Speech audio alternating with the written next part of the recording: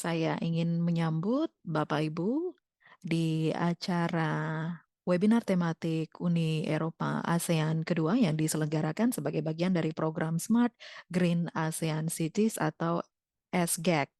SGAC atau SGAC ini adalah suatu inisiatif yang didanai oleh Uni Eropa dan didukung oleh Sekretariat ASEAN serta dilaksanakan oleh Capital Development Fund PBB atau UNCDF bekerja sama dengan FMDV Global Fund for Cities Development. Program ini dirancang sebagai inisiatif katalitik untuk mendukung pendanaan urbanisasi berkelanjutan di seluruh negara anggota ASEAN, khususnya di kota-kota berkelas menengah, untuk mengembangkan mekanisme pendanaan yang layak untuk proyek kota hijau cerdas. Pendekatan yang diadopsi adalah kolaborasi multi-level dengan bekerja sama dengan Sekretariat, Pemerintah Nasional, dan Pemerintah Daerah, di mana saat ini terdapat 15 kota yang berpartisipasi dalam program ini.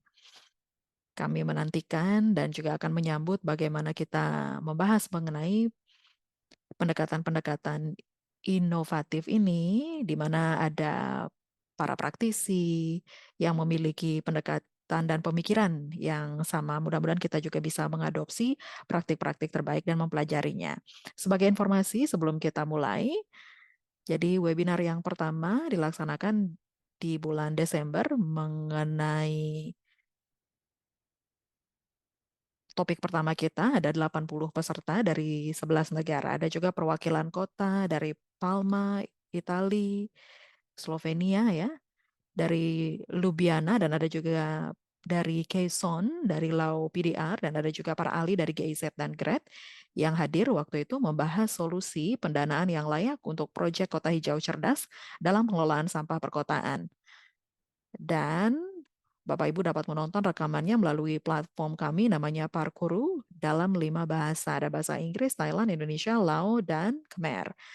Sebelum kita mulai, ini merupakan latihan bersama dan kita selalu berupaya untuk menunjukkan bagaimana rekan-rekan dari Eropa dan juga ASEAN melakukan inovasi mereka.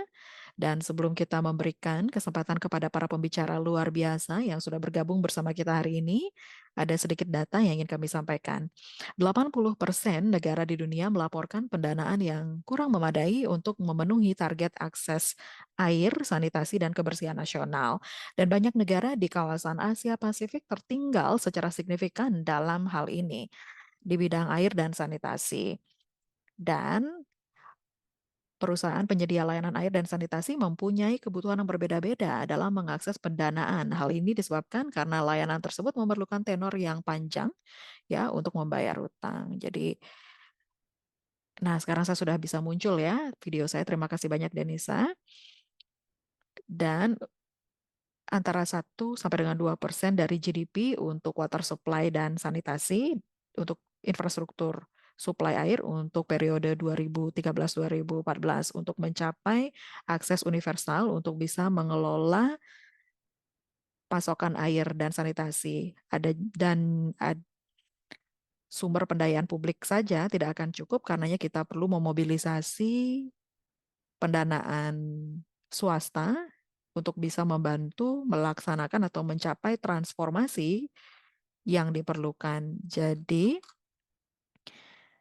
perusahaan pelayanan air dan sanitasi mempunyai kebutuhan yang berbeda untuk mengakses pendanaan mereka. Ini disebabkan karena memerlukan tenor yang panjang dan juga mereka perlu membayar utang dalam jangka panjang ya. Dan juga tetap menjaga keterjangkauan bagi pengguna. Dan juga layanan tersebut seringkali tidak memiliki efisiensi operasional yang memadai. Saya ingin memperkenalkan pembicara kita hari ini, David T. Uy dari Garden City, Island Garden City of Samal. David T. Uy, ya, ada juga Lieke Leonardsen, Head of Program untuk Sustainable City Solution dari Copenhagen, Denmark. Terima kasih banyak sudah bergabung. Saya rasa ini mungkin masih pagi ya di tempat beliau, begitu juga di tempat saya. Ada juga Ian Parker dan Alison Woodruff di ADB ya. Dan sebelum kita mulai, saya ingin memberikan polling singkat dan bertanya, menurut pendapat Bapak Ibu, kira-kira apa tantangan terbesar bagi kota-kota dalam mendanai dan membiayai pengelolaan air dan air limbah? Silakan klik kotak-kotak yang tersedia di polling ini. Saya tidak tahu ya apa kita bisa klik atau tidak kira-kira. Iya, untuk peserta bisa klik ya. Oh, hanya untuk peserta ternyata. Saya pikir saya bisa ikut klik di sini. Ya, jadi kita akan mendapatkan jawabannya sedikit demi sedikit. Ini penting di dalam proses webinar ini untuk bisa mendapatkan gambaran dari para peserta di daerah-daerah masing-masing dan untuk mengetahui seberapa familiar Anda mengenai isu atau persoalan yang tengah kita bahas. Saya akan berikan waktu 1 menit.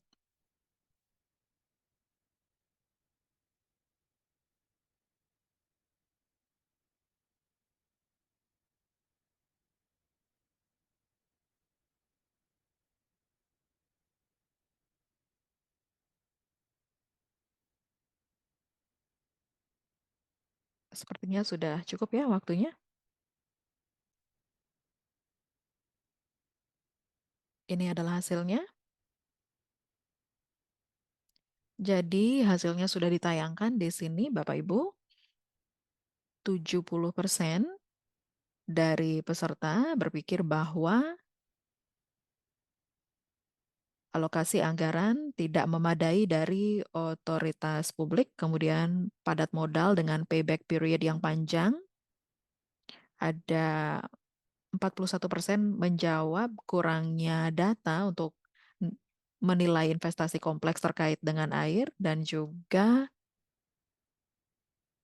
32% menjawab menjaga efisiensi operasional dan keuangan.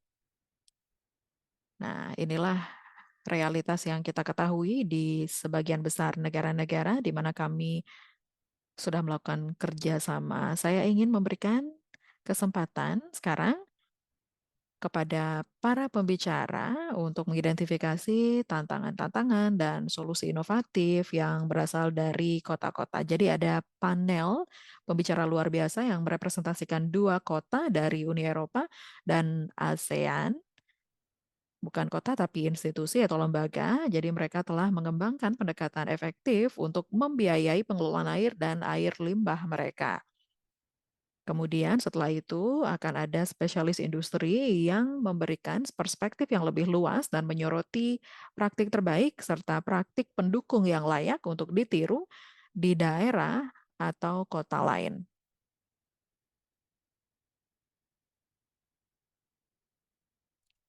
Pak Matthew, apa bergabung bersama kami? Halo Pak, selamat siang. Selamat siang juga. Kita bisa mulai dengan video pertama dari kota Anda, Bapak, untuk menunjukkan kepada para peserta atau hadirin mengenai lingkungan di sana. Mungkin Karina kita bisa mainkan.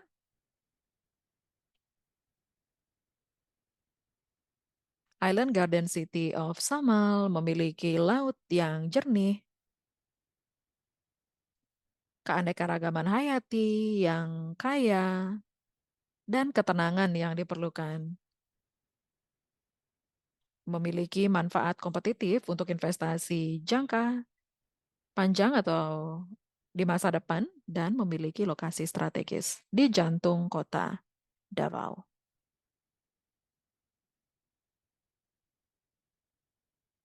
Sepertinya videonya terhenti.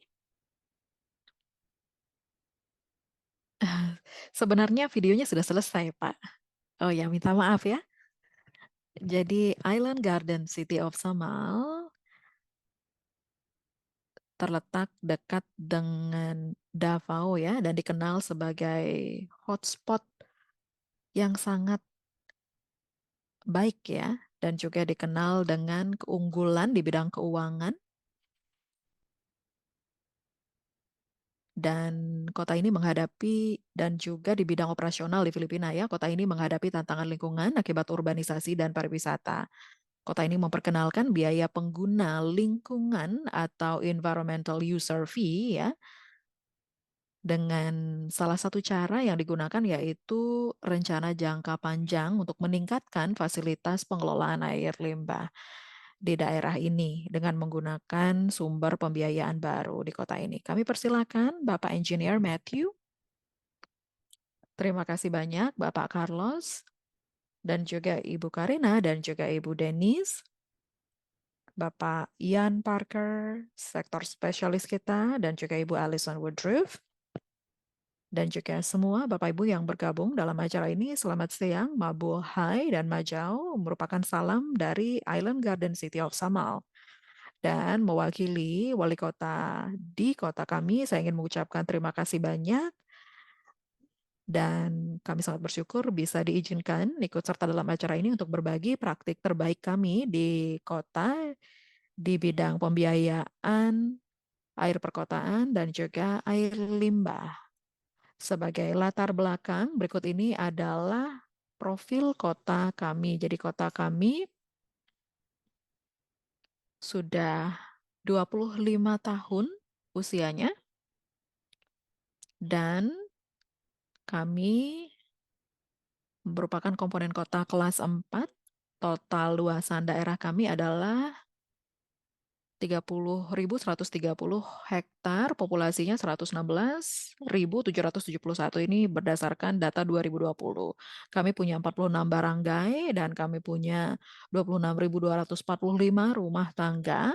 Terdapat 112 resor pantai yang sudah tercatat atau terdaftar dan daerah kami terkenal sebagai daerah yang memiliki air laut yang sangat jernih ya. Jumlah kedatangan turis adalah 1,8 juta 2019 sebelum pandemi ya.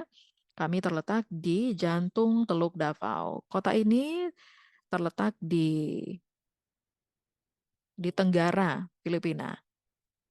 Dan Island Garden City of Samal ini melakukan pembiayaan, pengelolaan air, dan juga air limbah tidak hanya menggunakan budget lokal di bidang pembangunan, tetapi juga dengan memanfaatkan pendanaan lainnya. Kami menggunakan Environmental User Fee atau EUF ya, biaya pengguna lingkungan untuk membiayai pengelolaan air dan limbah air. Jadi kami punya ordonansi kota 2009 nomor 196 yang berisi kebijakan mengenai penggunaan biaya pengguna lingkungan atau EUF. Jadi sejak tahun itu kami sudah mengumpulkan 5 peso untuk biaya pengguna lingkungan yang dikenakan kepada wisatawan dan juga pengunjung ya untuk penggunaan lingkungan dan wisata mereka di kawasan lindung laut dan situs alam lainnya di kota tersebut. Ini unik karena dana yang dikumpulkan ini dimaksud atau dikategorikan sebagai ring fence dan hanya dapat digunakan untuk konservasi lingkungan, pelestarian, dan masalah lingkungan lainnya. Kemudian setelah 15 Januari 2016 kami sudah mengajukan permohonan ke DOT ya untuk penilaian dampak peraturan atau RIA. Oke, slide berikutnya. Melalui Regulatory Impact Assessment atau penilaian dampak peraturan, kami telah meningkatkan pengumpulan biaya pengguna lingkungan. Jadi 2010 sampai dengan 2020 kami sudah mengumpulkan 11 jutaan ya dari pengguna lingkungan hidup. Tetapi karena adanya kolaborasi dan juga kerjasama dengan mitra-mitra eksternal, kami juga menggunakan asesmen atau penilaian. Kemudian sejak tahun 2021 kami telah meningkatkan pengumpulan dana EUF kami 30 peso, kemudian 2022 naik jadi 40 peso, kemudian 2023 naik jadi 50 peso. Karenanya pengumpulan kami di tahun 2021 meningkat ya. 2022 juga jadi 21 juta. Kemudian tahun lalu kami sudah mengumpulkan 36 juta 876.217 peso. Jadi ini merupakan dana yang digunakan untuk membiayai proyek-proyek lingkungan hidup. Berikut ini adalah gambar konsultasi pemangku kepentingan. Kami juga mengundang pemandu wisata, operator tur selam, operator transportasi, dan operator pelabuhan untuk kegiatan konsultasi. Kami juga mengundang koperasi serbaguna, kamar dagang, organisasi swasta, organisasi kemasyarakatan, pemilik berbagai resor di daerah kami ya, di Island Garden City of Samal, dan juga pejabat kota dan pejabat barangkali. Ini merupakan kegiatan yang sangat membantu dalam proses pengambilan keputusan untuk meningkatkan pengumpulan dana atau biaya pengguna lingkungan hidup. Jadi ini merupakan urutan kegiatan. Jadi mulai dengan workshop insepsi ya, ada review dokumen, kemudian ada juga site visit atau kunjungan lapangan ya di bulan April sampai dengan September 2016. Kemudian ada konsultasi pemangku kepentingan di bulan Agustus 2016 sampai dengan proses drafting dan dikeluarkannya ordonansi atau peraturan yang baru di tanggal 9 Juli 2019 sudah di-approve ya. Kemudian dikonfirmasi oleh provinsi tahun 2020, tepatnya tanggal 9 September, kemudian ditandatangani oleh gubernur pada tanggal 23 September 2020. Jadi drafting ordonansi yang baru ini mulai tahun 2016. Sebelum ditandatangani sebagai kebijakan dan ordonansi baru di tahun 2020. Jadi memang ada tantangan-tantangan waktu itu dalam mengimplementasikan kebijakan dan memang butuh waktu untuk mendapatkan approval atau persetujuan ordonansi atau peraturan tersebut. Jadi ada ordonansi baru ini 2021. Baru bisa 2020 karena adanya tantangan-tantangan tersebut ya.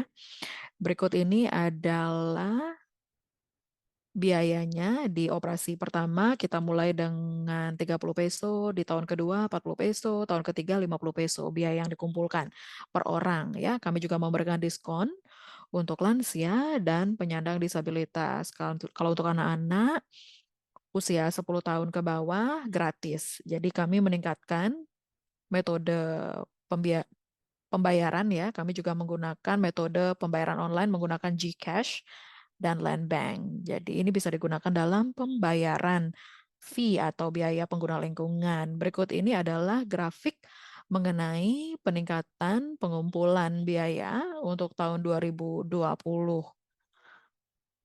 sampai dengan 2023. Dapat dilihat di sini, ditunjukkan bahwa terdapat peningkatan besar dalam pengumpulan dana di kota ya dalam membiayai proyek-proyek lingkungan hidup kami. Berikut ini merupakan daftar proyek yang sudah dicatatkan untuk penggunaan IUF atau biaya pengguna lingkungan. Yang pertama adalah program lingkungan dan konservasi, ada program pelayanan sanitasi lingkungan, ada juga program pengendalian polusi, pengelolaan sampah, advokasi sampah, manajemen ekopark, ada juga pemantauan aset dan inventarisasi pesisir, ada juga program pembersihan pesisir ya yang dilakukan setiap tahun untuk menjaga lingkungan pesisir. Ada juga program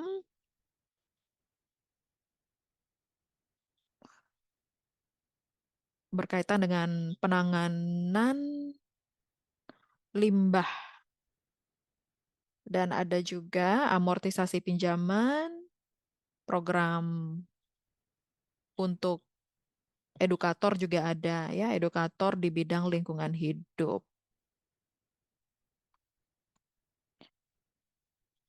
Jadi proyek ini didanai oleh Land Bank Filipina. Ini yang sudah saya sebutkan sebelumnya. Jadi kota kami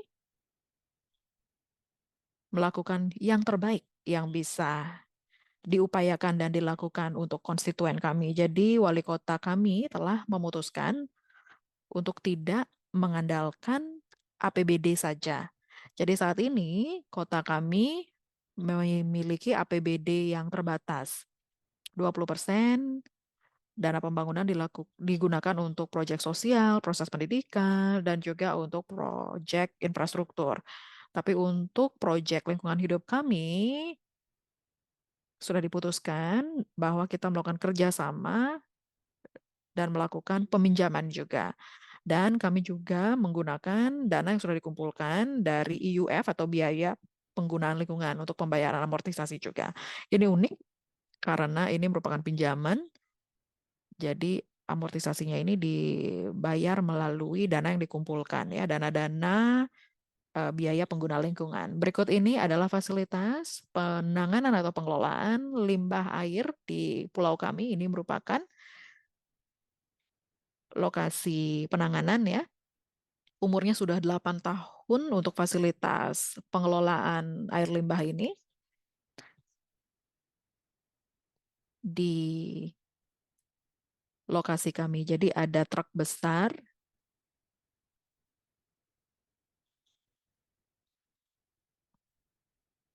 untuk pengelolaan air limbah dan limbah tinja dari luar lokasi ya. Jadi kami mengumpulkan air limbah tersebut dan kami bawa ke fasilitas ini untuk dilakukan pengolahannya atau treatment ya. Selanjutnya, ini adalah truk tinja ya. Selanjutnya, ini dibiayai oleh environmental user fee atau biaya pengguna lingkungan. Kemudian yang berikutnya, ini adalah gambar materi komunikasi atau info pendidikan kami ya. Ada ban atau pelarangan penggunaan plastik atau tas sekali pakai. Ini untuk melindungi lingkungan hidup. Ada juga informasi kampanye-kampanye untuk melindungi lingkungan hidup. Target pengumpulan biaya pengguna lingkungan ini ditingkatkan dengan adanya digitalisasi. Kami juga punya proyek yang didanai ya dan didukung oleh ASEAN Development Bank juga. Ini merupakan pulau kami yang sangat indah, ya, kota yang sangat indah. Terima kasih banyak atas perhatiannya. Terima kasih banyak Pak Matthew. Jadi indah sekali ya pemandangan di sana. Dan ini adalah upaya yang sangat baik untuk merenew ya pembiayaan di samping adanya pembiayaan publik yang sudah digunakan dan juga pembiayaan lainnya. Sekarang saya akan lanjut memberikan kesempatan kepada peserta dari Eropa. Saya akan berikan kesempatan kepada Lieke Leonard dari Copenhagen, Denmark untuk menyampaikan presentasinya. Lieke memiliki pengalaman lebih dari 25 tahun dalam pembangunan perkotaan dan berfokus pada pengelolaan air, air limbah dan air tawar dan juga perencanaan infrastruktur hijau. Sebagai mantan kepala unit iklim, beliau memainkan peran penting dalam tujuan ambisius kota ini untuk menjadi yang pertama di dunia untuk modal netral karbon tahun 2025. Ia juga memberikan bantuan teknis kepada kota-kota yang menghadapi tantangan air terkait perubahan iklim melalui C40 program Kota Aman Air, pengelolaan air limbah di Copenhagen. Kami persilakan. Terima kasih banyak. Terima kasih banyak sudah mengundang saya. Ini masih pagi-pagi sekali di sini ya. Jadi di Copenhagen ini dingin sekali ya Bapak Ibu ya. Dan saya akan berikan perkenalan singkat mengenai bagaimana model pembiayaan kami dan saya juga akan berfokus pada specialty atau kekhususan bidang ilmu saya. Dan ketika kita membahas mengenai perubahan iklim dan juga adaptasi, kita akan mulai dengan slide berikut ini. Nah, ini adalah gambaran isi presentasi saya. Dan kalau kita lihat mengenai sektor air di Denmark, ya, sektor air ini bersifat semi privatisasi di Denmark. Artinya sebagian besar utilitas dimiliki oleh kota, tapi dijalankan secara non-profit. Artinya mereka tidak diizinkan untuk mencari untung, ya. Jadi dana tersebut diinvestasi untuk pembangunan program. Jadi kami sebagai warga Denmark, kami membayar air melalui pembayaran biaya air atau namanya water fee atau water rate, ya. Jadi kita membayar per kubik meter air yang kita konsumsi, ya, untuk air minum, dan kemudian dikalkulasi akhirnya kemudian pembayaran untuk pengelolaan air limbah dan atau manajemen air limbah, ya, dan semuanya itu juga dikalkulasi. Dan untuk bisa mengkalkulasi keperluan rumah tangga di Copenhagen, semua rumah tangga membutuhkan hal ini. Jadi kita hanya bayar biaya air yang kita gunakan dan kita bisa lihat seberapa besar jumlah yang kita gunakan untuk penggunaan, pengelolaan air limbah, dan lain sebagainya. Kemudian harganya juga diregulasi. Artinya utilitas per tahunnya itu harus memiliki izin atau di-approve oleh lembaga pemerintah. Ada sekretariat yang menangani bidang utilitas yang menentukan level harganya untuk tahun depan. Jadi ini bukanlah harga yang bebas ditentukan begitu saja, ya, tapi ada aturannya di sana, di Denmark. Dan kalau kita membahas mengenai adaptasi perubahan iklim, ini adalah tantangan besar bagi kota-kota. Dan Denmark juga merasakan bagaimana peningkatan atau perubahan cuaca dan iklim, ya. Dan ada juga peningkatan curah hujan di bulan Januari yang sudah tercatatkan. Dan ini hal-hal yang diperhatikan dalam agenda adaptasi perubahan iklim. Jadi sebelum tahun 2013, perusahaan utilitas mengelola air hujan. Jadi segala sesuatu penanganannya itu harus bersifat visible. Jadi harus bisa dilakukan pemisahan yang jelas. Misalnya ini adalah pengelolaan air hujan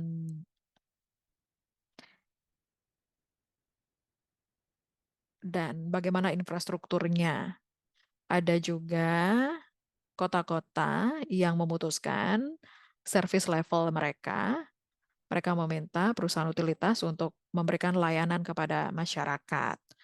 Ada juga kota-kota yang memiliki sistem yang terkombinasi, misalnya di Copenhagen ada saluran pembuangan gabungan 10 tahun, ya. Jadi sistem ini untuk menangani selama 10 tahun. Kalau misalnya ada sistem yang terpisah, misalnya saluran pembuangan terpisah, ya, untuk penanganan air hujan atau penanganan air limbah dan lain sebagainya. Saluran pembuangan terpisah ini misalnya untuk 5 tahun.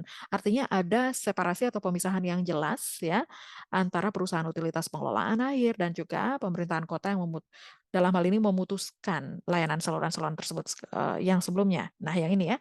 Jadi di Copenhagen ada curah hujan yang tinggi di bulan Juli 2011.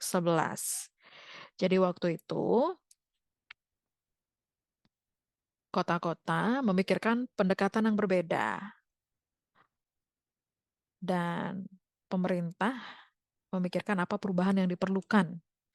Kemudian salah satu hal yang kami lakukan adalah melihat apa level proteksi yang kami perlukan untuk masyarakat kemudian hari nanti. Kemudian kami melihat event-event selama 100 tahun, ya, atau peristiwa-peristiwa yang sudah terjadi selama 100 tahun yang relevan.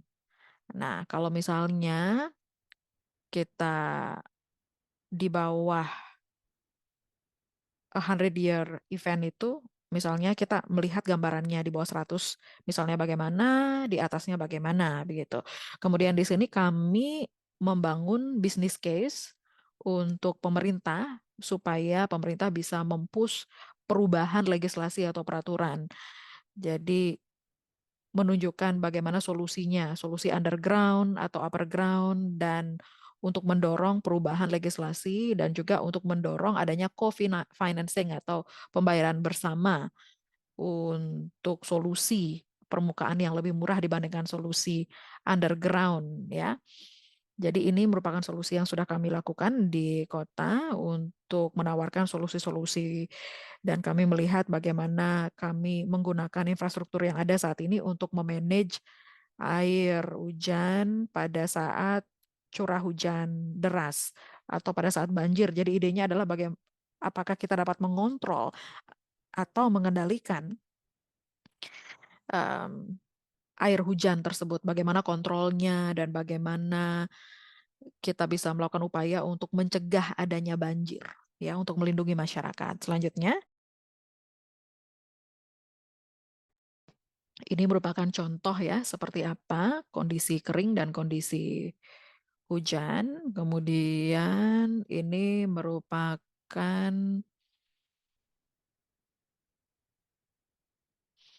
upaya kami ya, ada kotak retensi atau detention square, jalan hijau, instalasi bawah permukaan atau underground dan lain sebagainya. Jadi kita tahu bahwa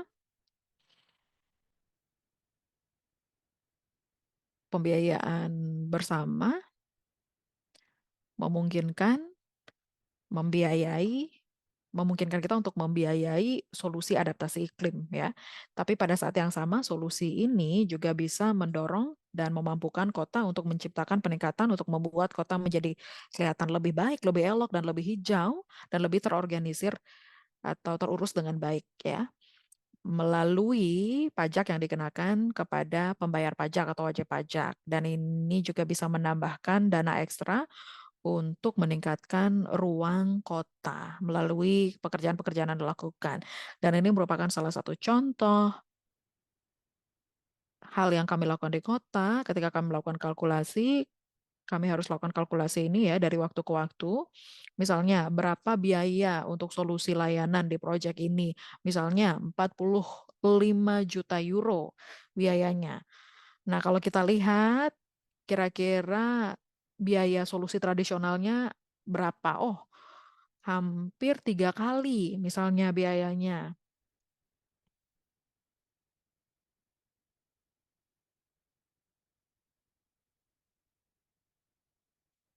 Jadi kalau kita bandingkan cost of service dibandingkan dengan cost of underground solution, yang mana yang lebih bagus misalnya, yang memberikan solusi yang lebih baik kepada warga. Kemudian yang berikutnya, ini merupakan dampak dari biaya air akan ada peningkatan di suatu periode pendek, kemudian setelah itu menurun setelah adanya peningkatan biaya tersebut.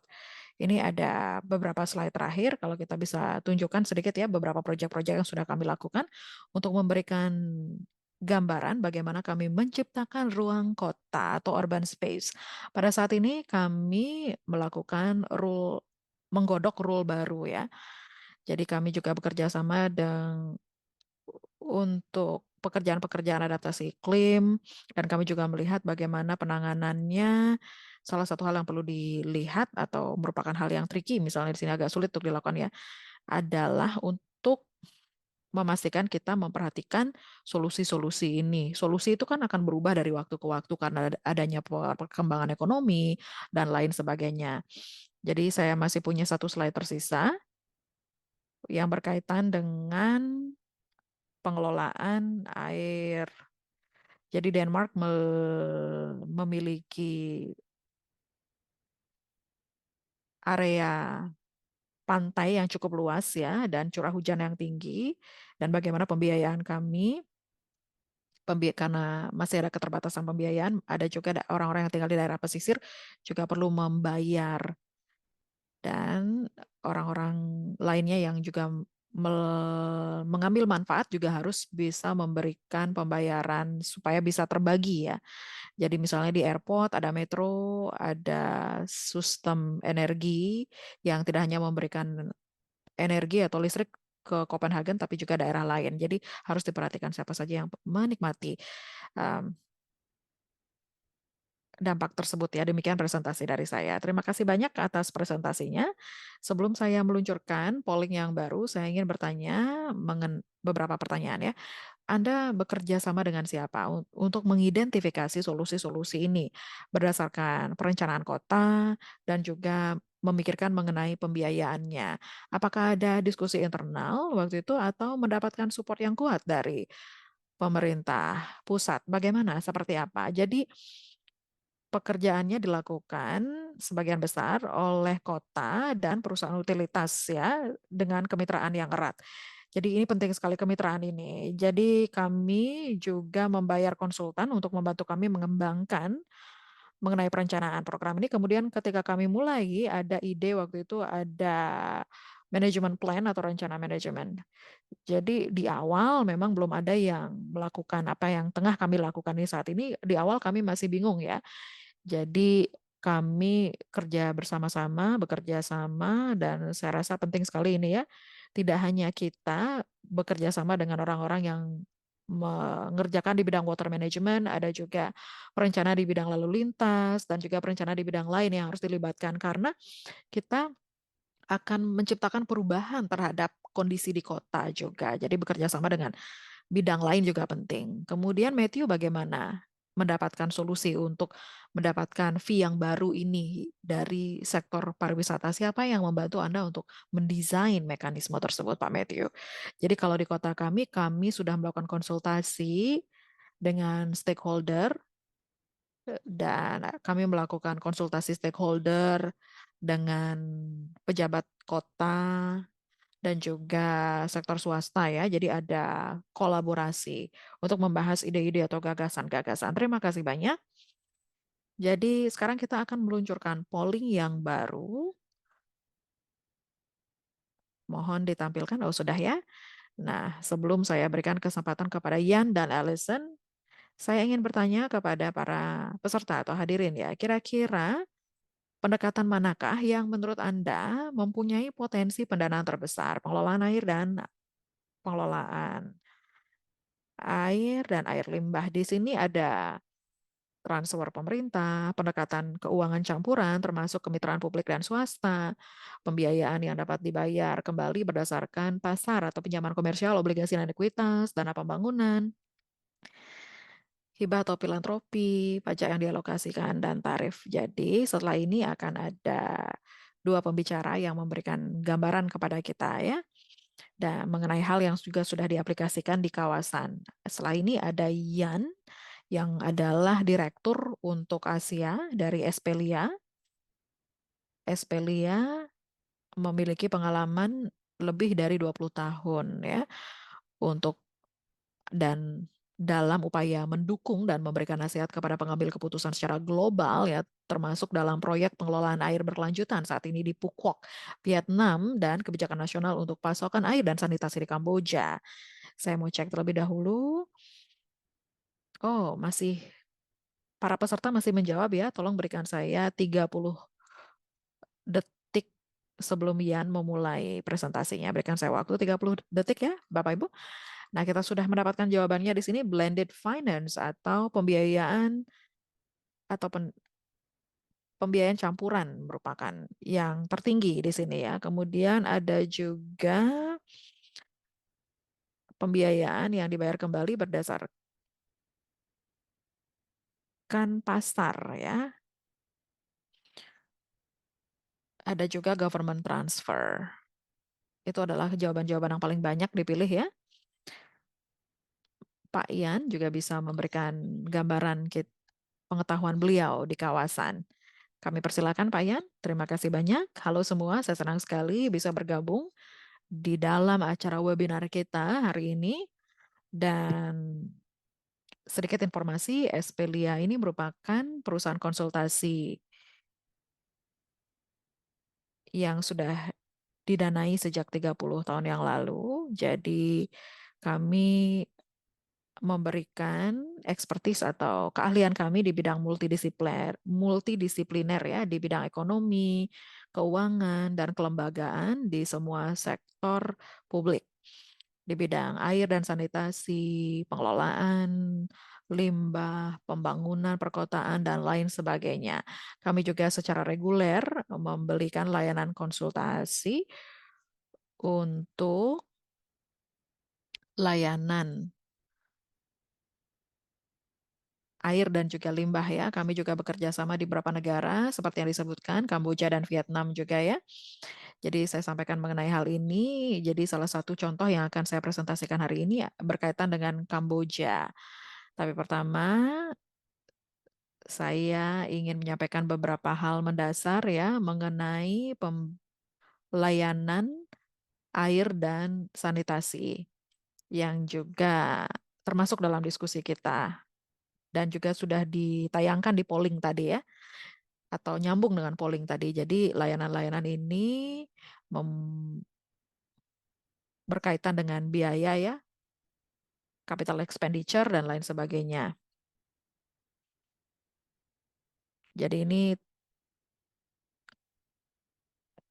Jadi ada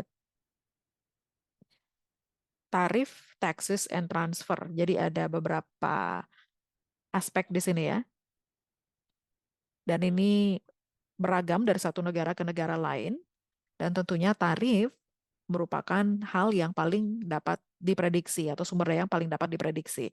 Tapi seringkali terkendala karena adanya kemampuan masyarakat yang mungkin terbatas untuk membayar layanan-layanan. Dan secara umum kurang cukup untuk mengcover semua kebutuhan, khususnya di negara-negara berkembang dan negara-negara yang sedang berkembang maksudnya ya. Jadi dalam konteks ini dipertimbangkan bahwa tarif harus ditetapkan paling tidak untuk bisa mencakup paling tidak operating expenditure atau pengeluaran operasional ya. Jadi konsekuensinya adalah sektor akan mengandalkan pajak juga untuk mengcover investasi. Jadi salah satu alasannya adalah ini merupakan aspek padat modal. Jadi sifatnya padat modal. Jadi di samping itu, sektor juga menggunakan beberapa pembiayaan yang dapat dibayar kembali atau repayable investment ya untuk menutup gap yang ada. Tetapi ada juga kendala dalam hal ini karena ada beberapa hal, misalnya kapasitas pinjaman yang terbatas dan juga kemampuan untuk melunasi pembiayaan tersebut.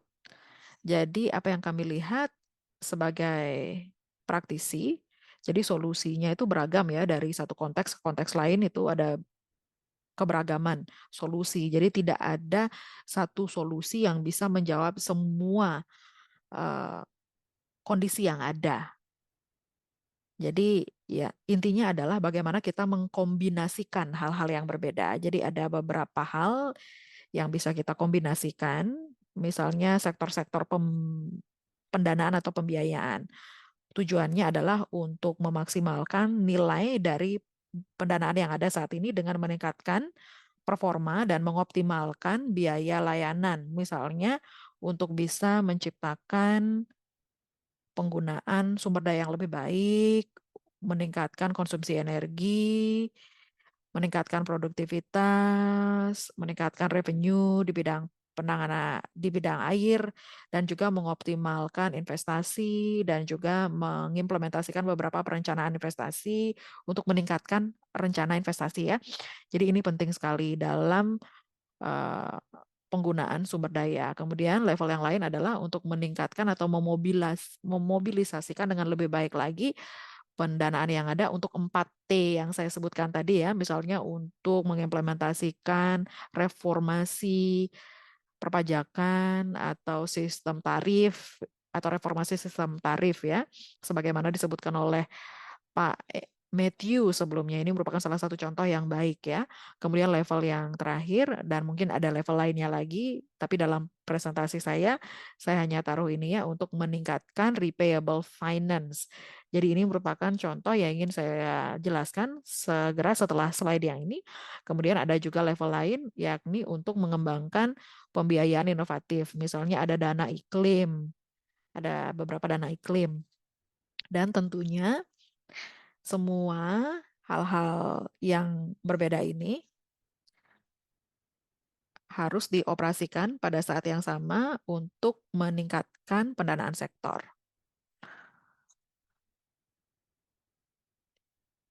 Di Kamboja misalnya,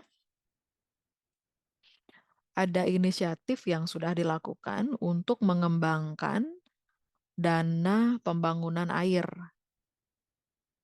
Yang ini merupakan cabang ketiga aksi yang sudah saya presentasikan, yaitu meningkatkan repayable finance atau pembiayaan yang dapat dibayar kembali.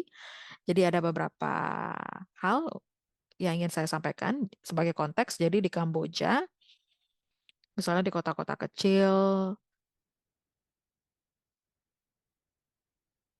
ada juga operator swasta yang memberikan pasokan air dan operator-operator ini mengalami kesulitan yang cukup besar dalam mengakses kredit yang diakibatkan oleh beberapa alasan, tapi sebagian besar alasannya adalah karena kapasitas pinjaman mereka yang rendah dan kapasitasnya kurang untuk membayar kembali ke bank umum ya. Jadi ada bank-bank umum yang juga kurang familiar mengenai jenis investasi ini dan belum memberikan produk yang sesuai untuk memberikan atau membantu pembiayaan di bidang air dan juga infrastruktur penanganan air dan limbah ya. Jadi infrastruktur perlu ditingkatkan dan juga renewal atau pembaruan dari apa yang sudah ada,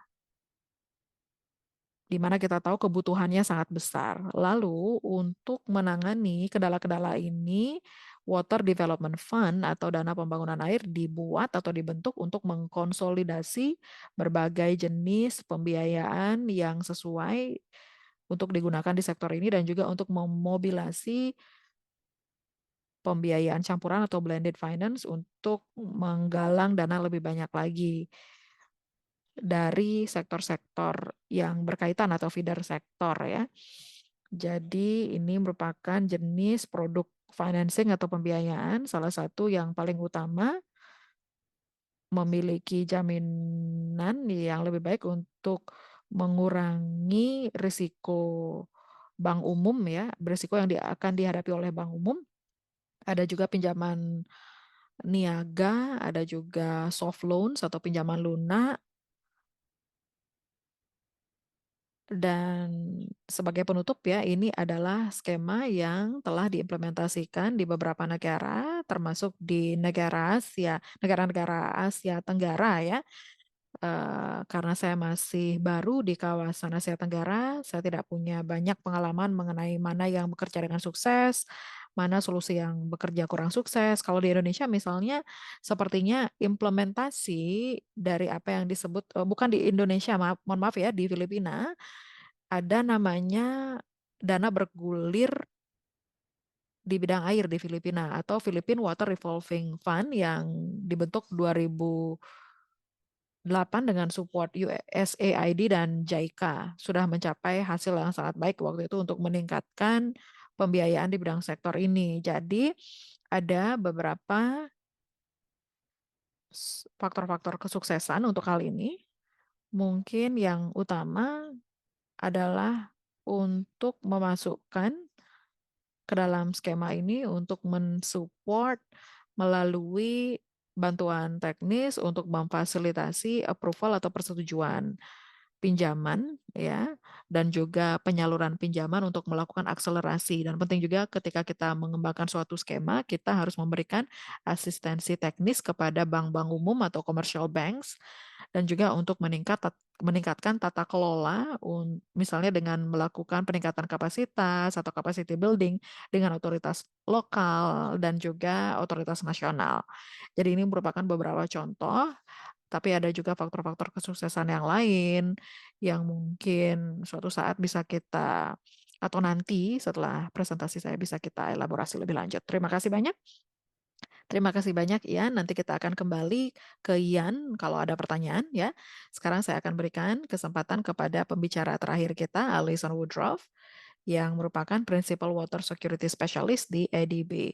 Beliau mengawasi program partnership di bidang air ya, di bidang sanitasi perkotaan, pariwisata, dan juga proyek pengelolaan sumber daya alam di Asia Tenggara dan juga Pasifik. Alison, terima kasih banyak sudah bergabung bersama kami. Dan mungkin Alison bisa besarkan sedikit presentasinya atau full screen ya. Terima kasih banyak atas kesempatannya sudah mengundang saya di sini. Saya ucapkan salam kepada semua pembicara dan juga peserta dari Manila ya. Jadi untuk presentasi saya tadi sudah mendengar banyak poin-poin yang sangat bagus dari pembicara-pembicara sebelumnya mengenai kebutuhan pembiayaan di kawasan dan angka-angka ini menunjukkan bagaimana kondisi kita berkaitan dengan akses, bagaimana kita bisa secara aman melakukan manajemen sanitasi.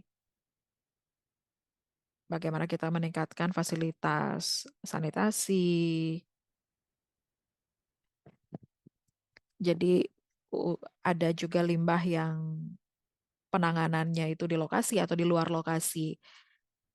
Dan kita juga dapat melihat di sini untuk bisa mengelola sanitasi dengan aman, perjalanan kita masih panjang kalau kita lihat angka-angka ini. Artinya kita membutuhkan financing atau pembiayaan yang lebih inovatif atau lebih nantinya ya. Jadi kalau kita lihat di tahun 2018 estimasi dilakukan untuk melihat apa saja kebutuhan-kebutuhan financing yang diperlukan untuk mencapai SDG 6 2015 sampai dengan 2030 sebagaimana disebutkan oleh rekan-rekan tadi. Jadi mohon maaf suaranya putus-putus. Jadi kebutuhan financingnya masih besar ya, karenanya penting bagi kita untuk melihat apa saja yang dapat dilakukan untuk memobilisasikan financing dengan lebih baik lagi dan melihat apa saja financing yang sudah digunakan di daerah atau di kawasan, apa yang perlu kita tingkatkan untuk memenuhi dan mencapai SDG di kawasan. Jadi Yan juga sudah menyampaikan secara baik tadi pekerjaan-pekerjaan yang dilakukan dengan 3T atau 4T ya, tarif, transfer, dan taxes gitu. Dan bagaimana kita juga bisa memperhatikan aspek financing atau pembiayaan dan bank pembangunan dan ada juga financing atau pembiayaan dari bank umum. Jadi ini semua bergantung pada penanganannya. Jadi di kawasan banyak yang mengalami tantangan-tantangan mengenai kredit financing ini ya. Karenanya banyak juga yang ragu-ragu untuk berinvestasi.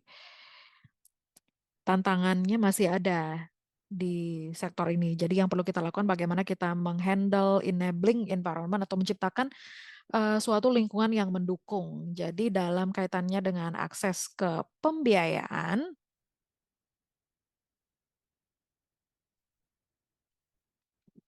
mungkin yang kreditnya paling kecil itu adalah grants atau hibah gitu misalnya ya. Jadi yang perlu kita lakukan adalah untuk melihat lagi di pasar untuk meningkatkan kredit financing dan juga meningkatkan kelayakan kredit atau kredit worthiness dari para peminjam. Jadi contoh yang ingin saya sampaikan adalah program manajemen atau pengelolaan limbah nasional di Filipina ya atau dan kita melihat bahwa sanitasi khususnya sulit dimobilisasikan di bidang investasi karena ada beberapa karakteristik ya dalam hal ini.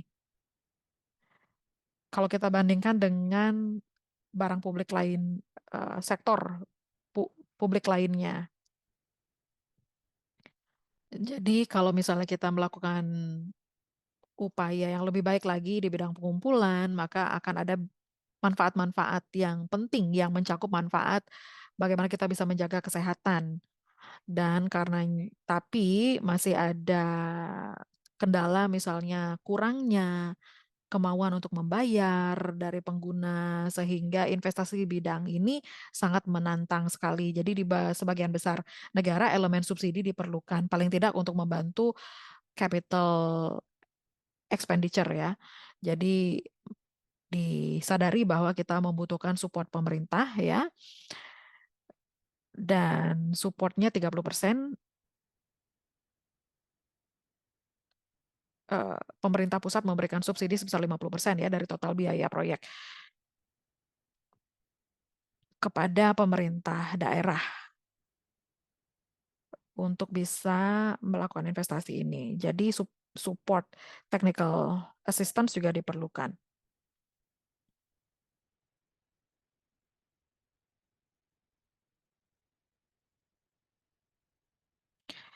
Jadi penerapannya juga membutuhkan upaya lebih baik lagi untuk mendorong kesuksesan pelaksanaannya karena masih ada tantangan-tantangan. Dibutuhkan dukungan pemerintah lokal yang lebih baik lagi untuk memobilisasikan subsidi 50% yang disebutkan tadi ya. Misalnya dengan menggunakan biaya pengguna lingkungan, misalnya sehingga pemerintah daerah bisa mendapatkan uh, upaya yang lebih baik lagi, atau misalnya membuka investasi berskala besar. Kemudian kalau kita lihat di Kamboja, dengan mempertimbangkan elemen subsidi, EDB punya beberapa proyek dengan pemerintah Kamboja, di mana pemerintah nasional akan melakukan peminjaman mewakili pemerintah daerah. Ada juga hibah dan capital investment melalui otoritas pengelolaan air dan limbah air. Kemudian setelah investasi tersebut dilakukan, investasi tersebut akan diserahkan kepada otoritas yang bersangkutan, dan otoritas kota atau daerah juga akan bertanggung jawab dalam hal ini. Ini merupakan salah satu cara untuk mendorong investasi untuk berbagi upaya-upaya pembiayaan. Kalau kita lihat di India ada juga PPP atau proyek kerjasama pemerintah, badan usaha dengan swasta ya di Sungai Gangga ya, untuk mengelola wastewater. Mereka juga punya model 15 tahun ya, di mana sektor swasta ikut serta di sini untuk membantu di pembiayaan investasi saluran air limbah. Jadi jadi 60% sisanya dari kontrak tersebut dibayar setiap 3 bulannya selama 15 tahun di sepanjang kontrak tersebut ya. Jadi kalau kita lihat model ini,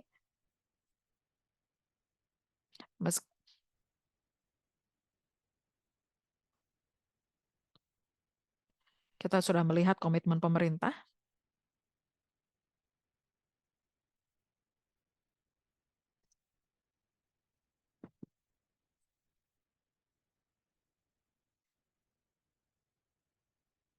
dan upaya peningkatan CAPEX itu adalah untuk mengurangi beban pemerintah nasional juga. Kalau kita lihat di Uzbekistan, EDB juga melakukan kerjasama publik dan swasta dengan menandatangani kontrak yang berdurasi 25 tahun dengan biaya 90 juta dolar. Ya, waktu itu PPP atau kerjasama pemerintah dan swasta ini melihat adanya flexibility payment, menyediakan layanan pengelolaan air limbah. Ada juga pembayaran berdasarkan volume atau per matriksnya untuk pengelolaan air limbah tersebut. Ada juga kebutuhan-kebutuhan untuk membantu dalam hal ini. Jadi satu hal yang perlu dicatat adalah dalam hal ini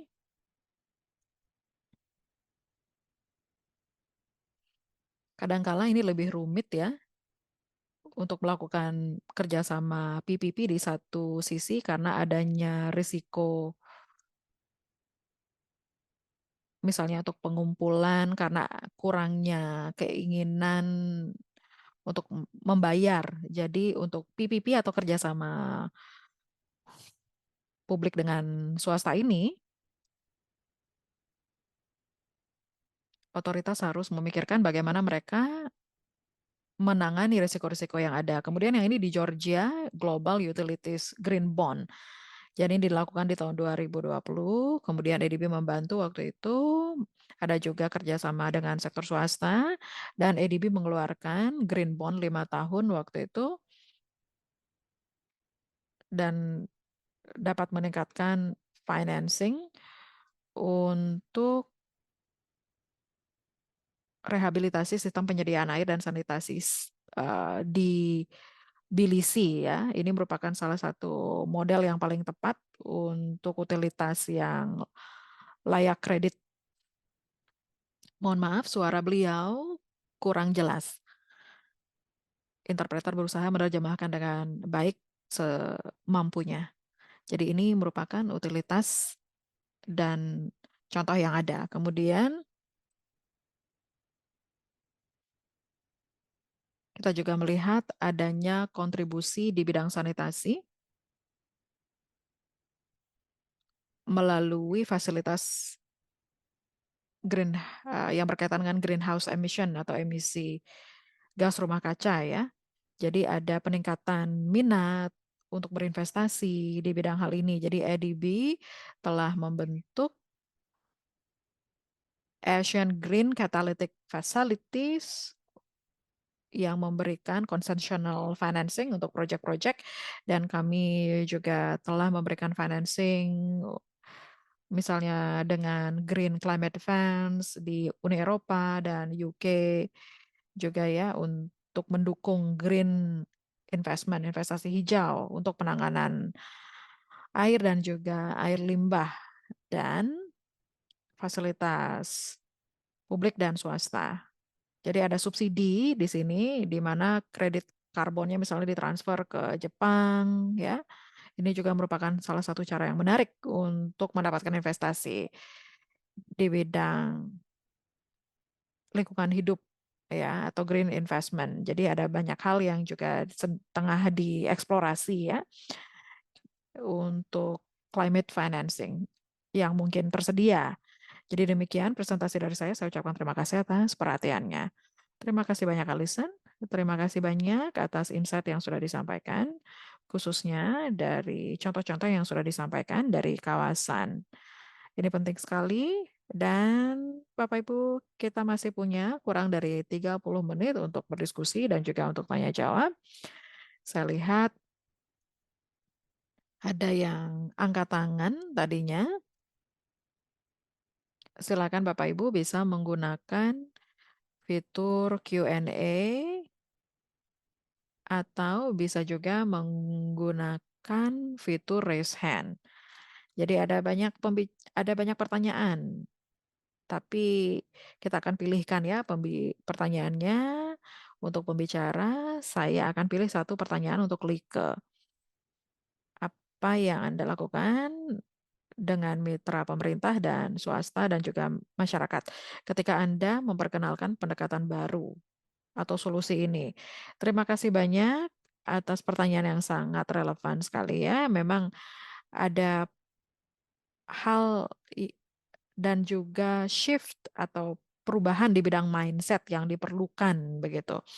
Kami juga sampaikan kepada pihak-pihak yang bersangkutan bahwa ini adalah untuk membuat supaya harganya lebih murah untuk warga ya, untuk membayar hal-hal yang dibutuhkan untuk perlindungan warga. Jadi kami juga mendapatkan bantuan dari industri asuransi dalam pendekatan ini karena mereka juga melihat bahwa ini merupakan ide yang bagus, bahwa masyarakat harus mengambil tanggung jawab yang lebih besar daripada praktik-praktik yang ada saat ini.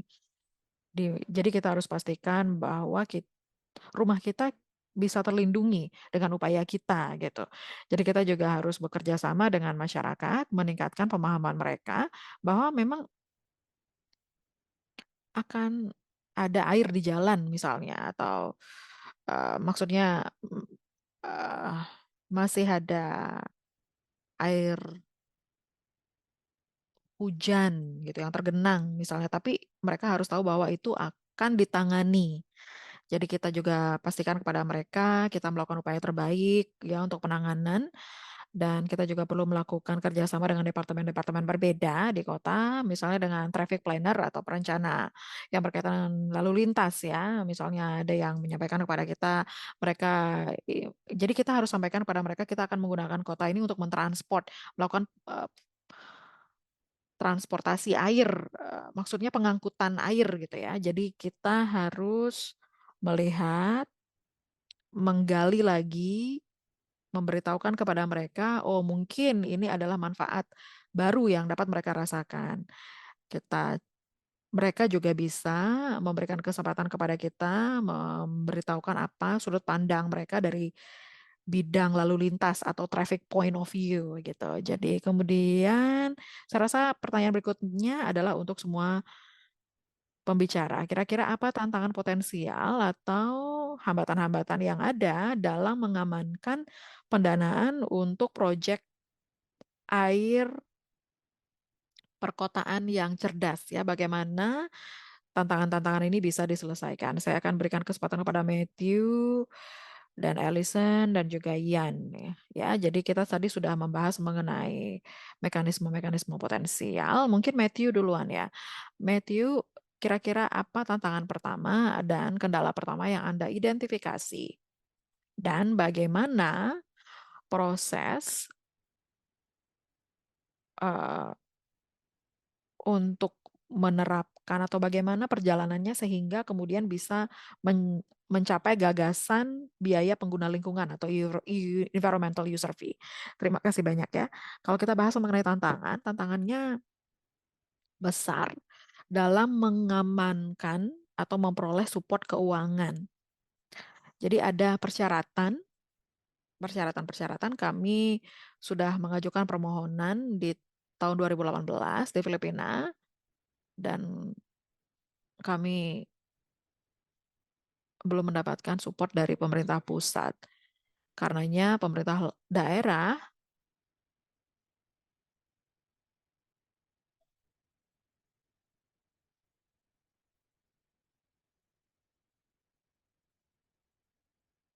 melakukan inovasi pemerintah daerah ya, yakni dengan mengumpulkan biaya lokal untuk mensupport proyek-proyek lingkungan hidup untuk pengelolaan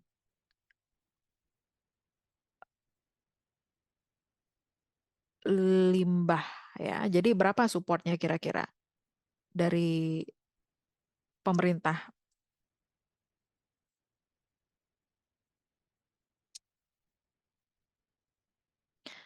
Kemudian apa juga yang diperoleh dari koordinasi ini? Jadi untuk desain IUF ini, jadi koordinasinya merata ya antara stakeholder dan juga pembuat kebijakan.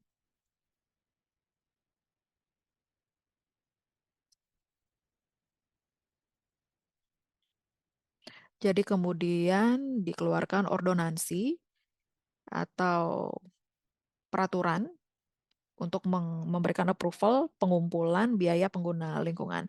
Mungkin Ian bisa sedikit komentar mengenai hal ini? Ya, terima kasih. Saya rasa ada banyak tantangan-tantangan ya dan hambatan. Salah satunya adalah yang berkaitan dengan kerangka kelembagaan dan tata kelola. Dan ini berkaitan dengan bagaimana kita mengurangi risiko kredit atau paparan risiko kredit dan risiko yang dihadapi oleh sektor swasta supaya kita bisa meningkatkan rasa percaya atau confidence ya atau keyakinan mereka dalam menginvestasikan dana mereka di sektor ini dan tentunya ini adalah upaya untuk meningkatkan model bisnis dan melakukan suatu tindakan untuk meningkatkan performa layanan. Kemudian hal penting lainnya adalah saya rasa untuk mendorong adanya budaya untuk memastikan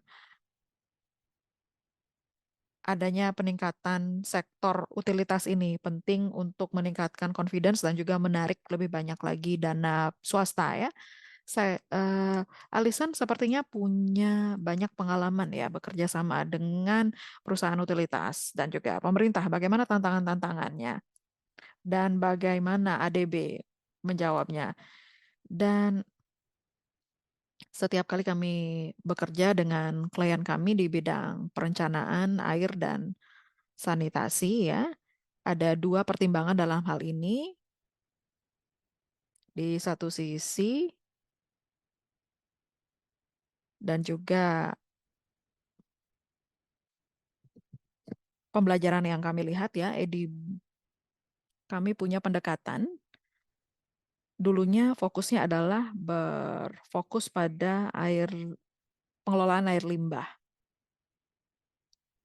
dan juga cost recovery-nya bagaimana untuk investasi wastewater yang besar. Ini agak sulit ya tentunya untuk rumah tangga low income. Kemudian kami kemudian melihat teknologi-teknologi yang lebih tepat, kami melihat on-site sanitation ya, di mana sesuai dengan cost yang lebih rendah. Sehingga kita kemudian bisa mendapatkan cost recovery atau pemulihan biaya. Dan tentunya ada gap di bidang pembiayaan kalau kita membahas mengenai wastewater. Jadi kami lihat bagaimana climate fund atau berasal dari cross subsidies atau subsidi silang ya. Eh, Kita harus memperhatikan juga elemen subsidi silang. Dan kami juga bekerja di Palawan, Filipina. Kami menggali lebih lanjut misalnya dengan fee pariwisata ya untuk mengcover gap atau kekurangan yang ada. Jadi itu yang pertama ya di bidang investasi. Kemudian di samping itu kami juga berupaya untuk menjadi lebih kreatif supaya kami bisa menutup gap yang ada. Tidak hanya melihat investasi tapi juga melihat bagaimana operasi dan maintenance atau pemeliharaannya untuk dilakukan dengan lebih baik lagi. Sepertinya ada pertanyaan, ada yang angkat tangan dari Sayona tadi ya.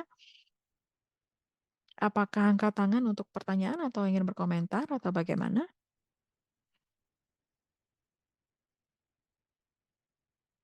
Karina atau Denisa mungkin tahu?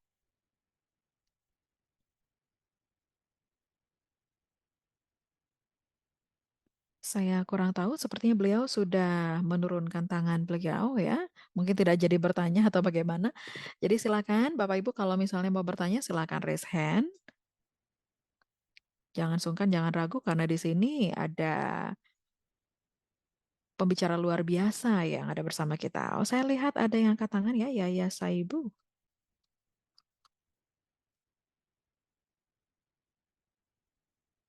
Silakan di Yahaya Saibu, silakan dinyalakan mikrofonnya.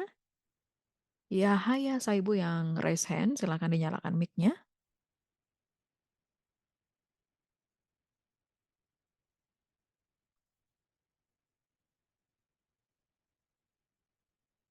Yahaya Saibu, mic-nya masih belum nyala ya?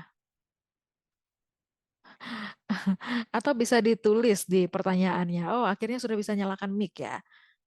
Terima kasih banyak. Saya Saibu Yahaya dari West Africa, ya Afrika Barat dari Ghana.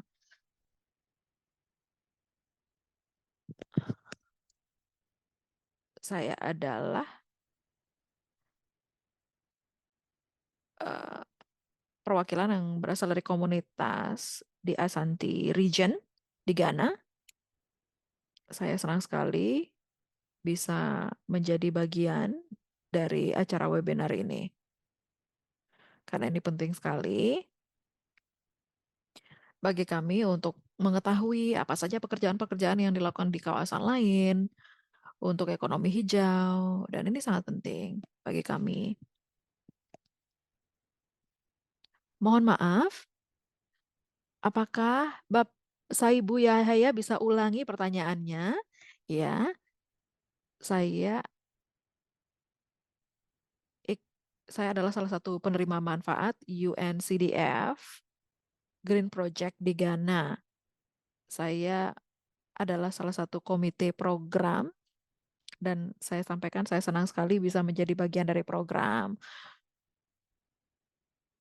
untuk membantu pembangunan masyarakat di Ghana. Oh, berarti Bapak Saibu Yahaya mengucapkan terima kasih kepada UNCDF ya. Baik, terima kasih banyak Yahaya. Baik, saya akan bacakan pertanyaan yang lain. Oh, ini penting nih. Bisakah digarisbawahi kira-kira inovasi teknologi spesifik yang mempengaruhi lanskap pembiayaan untuk air perkotaan untuk pengelolaan air perkotaan dan limbah gitu ya. Jadi ini merupakan komponen penting ya. Jadi Yan, kalau misalnya ada pandangan meluas mengenai apa yang saat ini terjadi kalau kita pertimbangkan perubahan iklim, adaptasi iklim dan emergensi yang ada di sebagian besar kawasan, terutama di area pesisir ya. Kita melihat adanya dorongan besar untuk melakukan akselerasi dalam implementasi. Dan ini juga nyambung dengan inovasi teknologi ya, inovasi di bidang teknologi dan perubahan dalam pelaksanaan sektor ini. Jadi kalau kita lihat ya, unit kalau kita lihat pandangan universal, kemudian kita uh, kerucutkan ke unit-unit lokal. Jadi menurut Anda bagaimana kira-kira peran teknologi dalam diskusi di bidang pembiayaan? Yan, Ellison, Matthew, dan Lika, kami persilakan untuk menjawab pertanyaan ini. Saya akan jawab ya, karena ini merupakan pertanyaan yang sangat menarik. Jadi teknologi ini memiliki potensi yang sangat besar dalam kaitannya dengan pengelolaan air limbah uh, dan juga dalam penanganan water scarcity atau kurangnya pasokan air. Tidak hanya di kawasan Asia,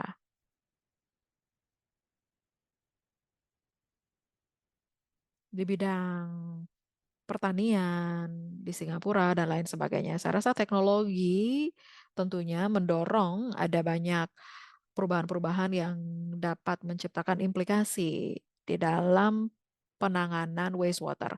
Ada juga wastewater solution atau solusi yang berdasar pada alam ya, yang bersifat tradisional, yang bersifat cost efektif, efektif secara biaya untuk adaptasi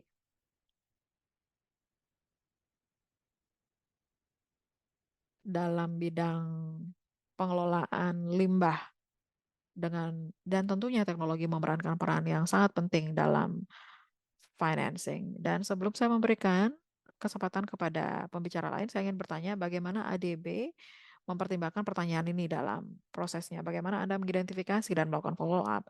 Misalnya dengan review pasar dari inovator dan pihak lain. Apakah Anda melakukan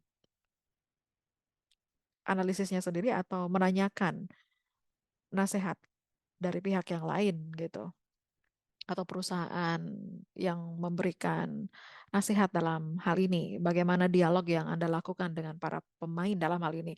Apakah Anda mendapatkan informasi ini dari perusahaan utilitas atau penyedia layanan yang Anda ajak kerjasama, atau Anda secara aktif mencari inovasi-inovasi teknologi ini dari luaran? Ini merupakan pertanyaan yang sangat penting ya. Kira-kira ini sudah 2 sampai dengan 3 tahun sekarang. ADB punya large e-marketplaces. Di sini kita mengundang para penyedia di bidang teknologi, di bidang sanitasi dan air limbah untuk mempresentasikan inovasi mereka di sektor teknologi yang berkaitan dengan sektor sanitasi ya dan air. Jadi ada juga negara-negara berkembang yang merupakan anggota yang berpartisipasi, mereka bisa ikut serta dan belajar mengenai teknologi-teknologi baru dan juga staf. EDB juga bisa membantu meningkatkan kesadartahuan mengenai teknologi ini, teknologi yang punya potensi untuk membantu mendesain hal-hal dengan lebih baik dan juga memberikan layanan dengan cara yang lebih baik. Jadi ini yang kami lakukan cukup sering. Jadi setiap bulan ya, dan kemudian mudah-mudahan kita bisa lanjut secara sustainable karena ada banyak teknologi-teknologi yang muncul. Kami juga punya program percontohan Imagine H2O yang mungkin Anda sudah ketahui ya. Ini merupakan provider yang berbasis di Singapura. Jadi teknologinya ini masih baru di bidang air ya. Kami bekerja sama dengan mereka untuk melakukan program piloting ya, untuk mendiseminasikan atau mensosialisasikan teknologi baru ini. Apakah ada komentar lain, Lika, Yan, dan Matthew? Apakah punya komentar untuk menjawab pertanyaan ini? Saya bisa ikut jawab.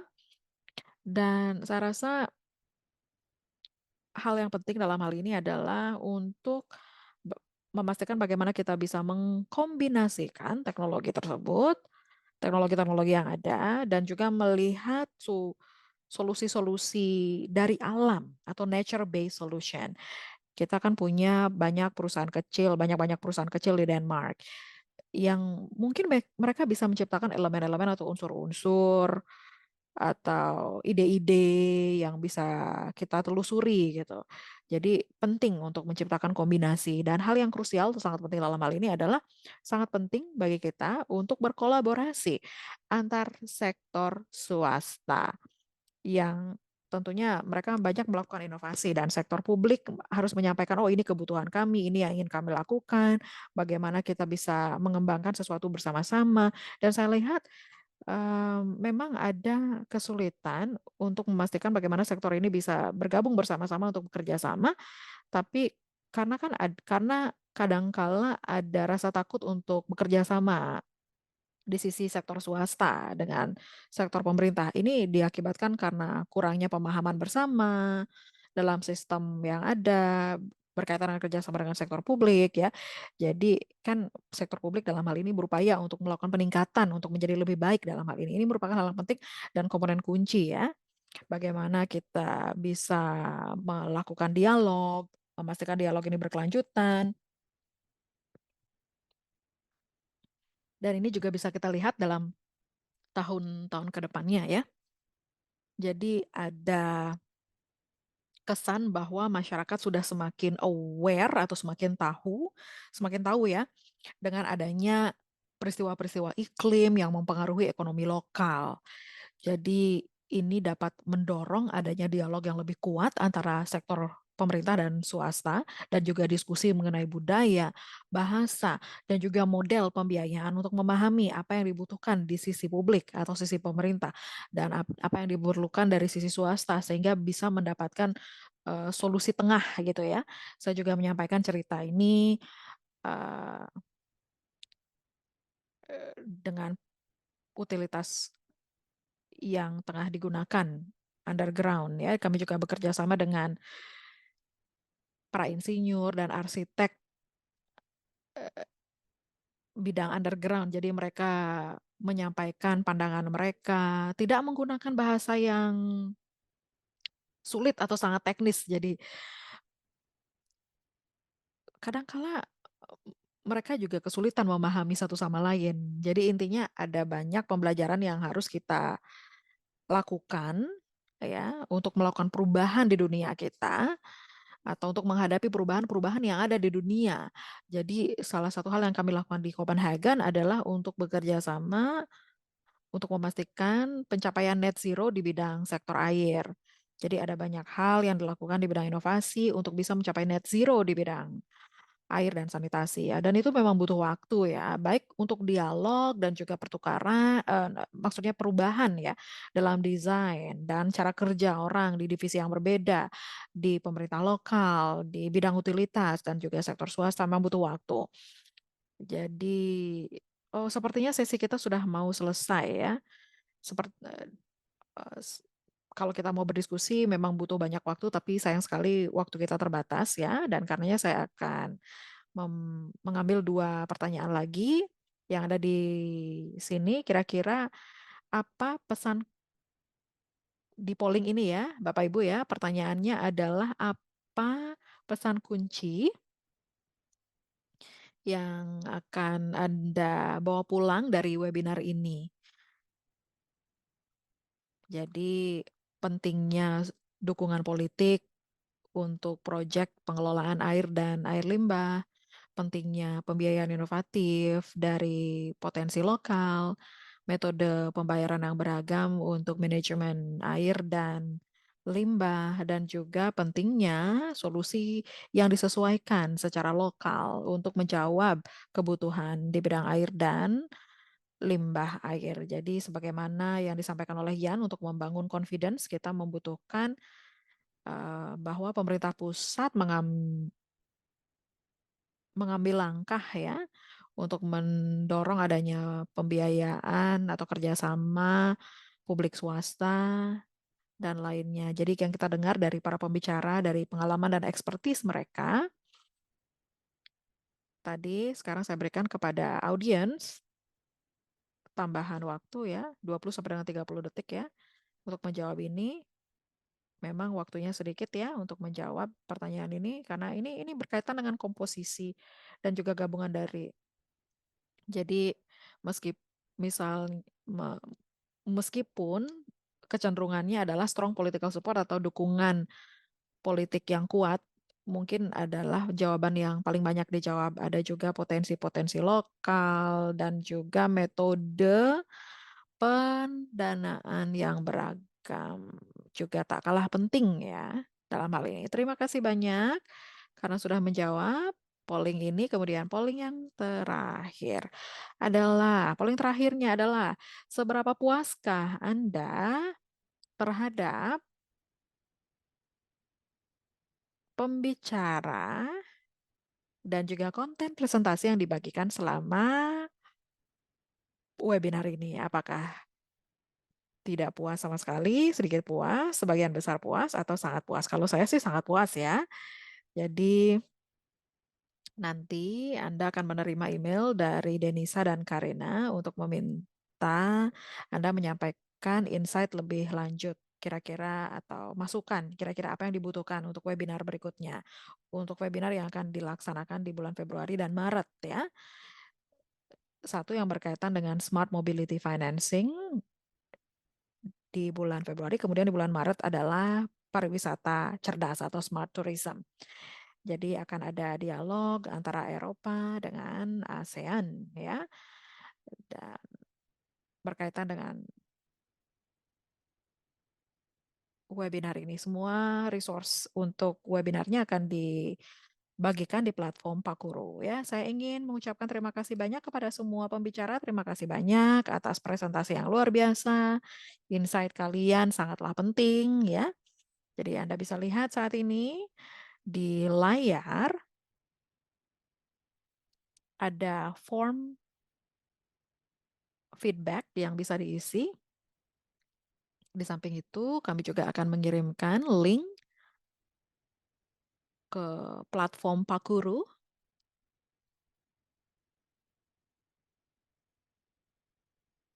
Jadi sebagian besar sangat puas ya dengan webinar ini. Terima kasih banyak kepada para pembicara, dan saya ingin menyampaikan bahwa program SGAC ini akan lanjut setelah fase pertama. Programnya akan berakhir tahun ini karena terdampak oleh COVID ya, akan ada follow up.